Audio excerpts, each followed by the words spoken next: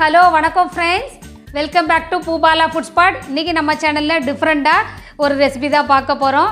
Healthy recipe. வெந்தயத்தை வச்சு ஒரு சாதம் ரெடி பண்ண போகிறோம். வெந்தயம் வந்து எவ்வளோ நல்லதுங்கிறது உங்களுக்கே தெரியும். நல்ல உடம்புக்கு குளிர்ச்சியை கொடுக்கக்கூடியது. அது எப்படி பண்ணலான்னு பார்க்குறதுக்கு முன்னாடி என்னோட சேனலை சப்ஸ்கிரைப் பண்ணேன்னா சப்ஸ்கிரைப் பண்ணிடுங்க. அப்படியே பக்கத்தில் இருக்க பெல் ஐக்கானு அழுத்திடுங்க. அப்போ தான் நான் போடுற வீடியோ உங்களை வந்து சேரும். இப்போ வீடியோக்குள்ளே போகலாம். 2 கப் அரிசி எடுத்திருக்கேன். அதுக்கு 1 கப் அரிசிக்கு 2.5 கப்பு தண்ணி. இப்போ நான் 2 கப் அரிசிக்கு 5 கப்பு தண்ணி. இப்போ இந்த தண்ணியை நல்லா கொதிக்க வச்சுக்கிடலாம். அதனால் மூடி வச்சு ஒரு 5 நிமிஷம் கொதிக்கட்டும். இப்போ தண்ணி கொதிச்சிருச்சு. இப்போ நம்ம அரிசியை க்ளீன் பண்ணி வச்சுருக்கோம். இப்போ அதை இதில் போட்டுடலாம். நம்ம எப்போதும் சாதம் வைக்கிற மாதிரி தான். இந்த சாதம் உதிரியாக இருந்தாலும் நல்லாயிருக்கும், குலைவாக இருந்தாலும் நல்லாயிருக்கும். அதனால் உங்களுக்கு எப்படி வேணுமோ அதுக்கு தக்கன தண்ணி அளவை கூட்டிக்கலாம், குறைச்சிக்கலாம். இப்போ இதுக்கு தேவையான உப்பு சேர்த்துக்கிடலாம். கொஞ்சமாக மஞ்சள் தூள் சேர்த்துக்கலாம்.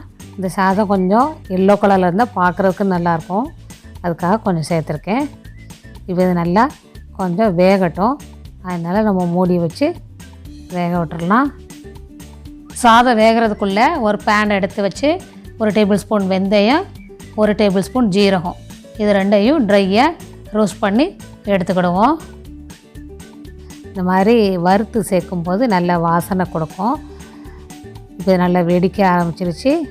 இப்போ நம்ம இதை ஸ்டவ் ஆஃப் பண்ணிவிட்டு இதை சாதத்தில் சேர்த்துக்கிடலாம்.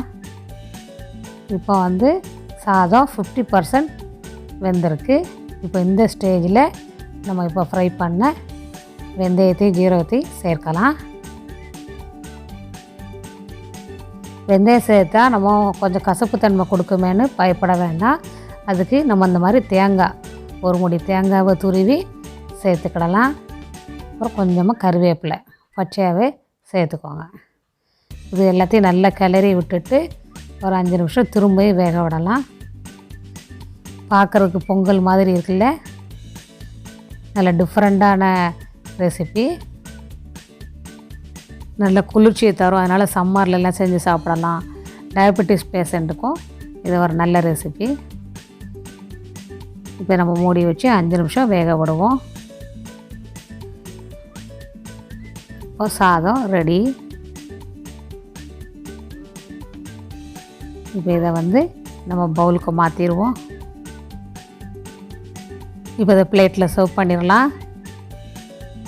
இந்த சாதத்துக்கு சைட் டிஷ்ஷாக கத்திரிக்காய், மாங்காய், முருங்கைக்காய்லாம் போட்டு புளிக்கறி பண்ணியிருக்கேன்.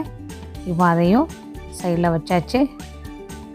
நெக்ஸ்ட்டு இதுக்கு காம்பினேஷன் வந்து கரெக்டான சைட் டிஷ்னால் பொட்டேட்டோ சிப்ஸு, அதுவும் இதுக்கு நல்லாயிருக்கும்.